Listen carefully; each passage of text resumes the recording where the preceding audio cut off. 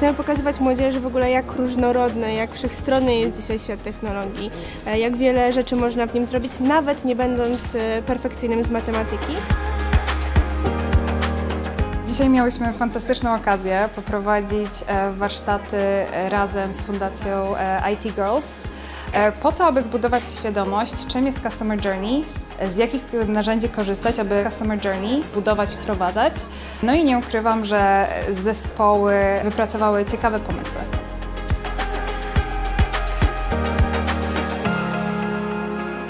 To były realne, poważne problemy, na które my, jako ludzie młodzi, wręcz w ogóle niedoświadczeni, musieliśmy znaleźć jak najbardziej kreatywne i optymalne rozwiązanie i dla firmy, i dla klienta.